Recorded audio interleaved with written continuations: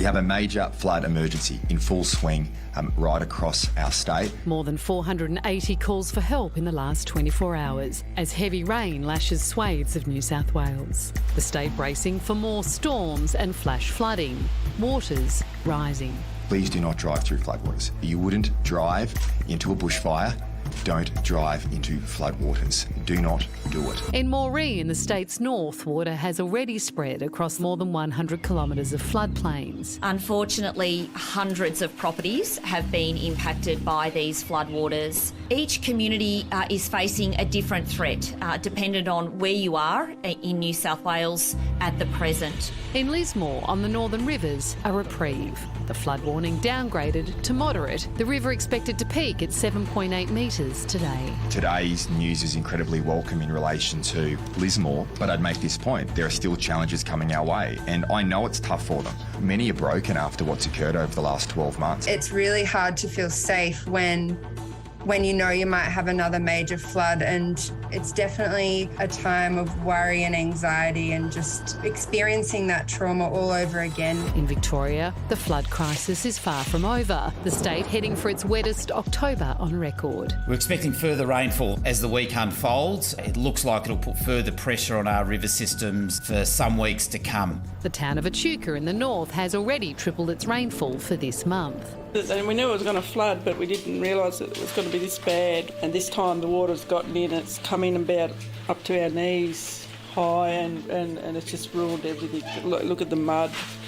And we're just sort of just trying to keep calm, and I just think we just got to keep pressing on. The community is still battling to save their town. The makeshift levee holding for now as the Murray River reaches its peak. The waiting's been very anxious, it's been a long time. We're all wanting it just to come and then finish and go. And now the rain's just making it a little bit more depressing. And Georgie joins us now from Moama, across the border from Echuca. Georgie, obviously it's been a gruelling wait for everyone where you are. How are people feeling today? I have to say the number one emotion is probably exhausted, Waleed. There's so many people who have been working 24/7 trying to shore up these makeshift levees that they've created all last week. And now that the weather has turned and the river has risen and peaked, and this is the time that they were preparing for, and unfortunately it is here now. I would say they're also very sore. Locals that we were talking to today said that because it's slightly colder today and the rain has really set in, it's the fingertips that go first, because you've just been picking up sandbag after sandbag and dumping them onto these makeshift levees.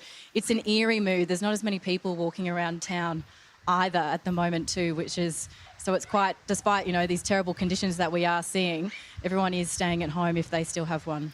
Georgie, how different do things look from when we spoke to you at the end of last week to today? It started on the drive up, Carrie. We were going through Rochester, which firstly we haven't been able to go through before either. So we saw that destruction firsthand, you know, the furniture lining the streets outside people's homes, which had been inundated. We've also been able to go back to some of the places that we were at last week and visit some of those people. Dennis was one of those men who was had a house here at Moama on the banks of the Murray.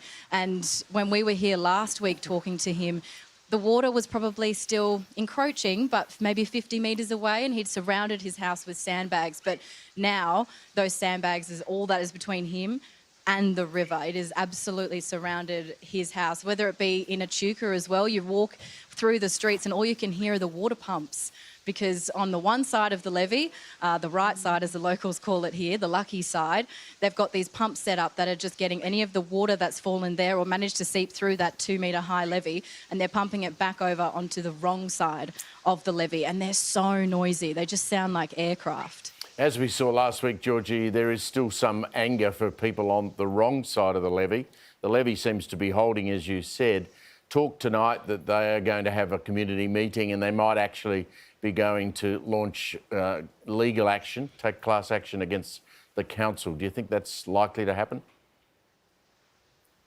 I think so, Pricey. We talked to some of the locals there last week on the wrong side of the levee, and that was certainly in their plans. I think the slow-moving nature of this flood, and residents who found themselves on the wrong side of that levee probably have some valid questions about why that levee couldn't have been put somewhere else, because as it turns out with the forecast, maybe there was going to be enough time. It's one of those things at the moment that I think the residents themselves are getting support from each other, but once the worst of this is over and the cleanup begins and, that reality really sets in, there's going to be a lot of questions asked of a lot of people, including about the communication. We've been talking to some locals today who are really unhappy with the communication from authorities and SES workers because it's just not filtering down to them, and really they're getting all of their information from the news, from us, or from each other.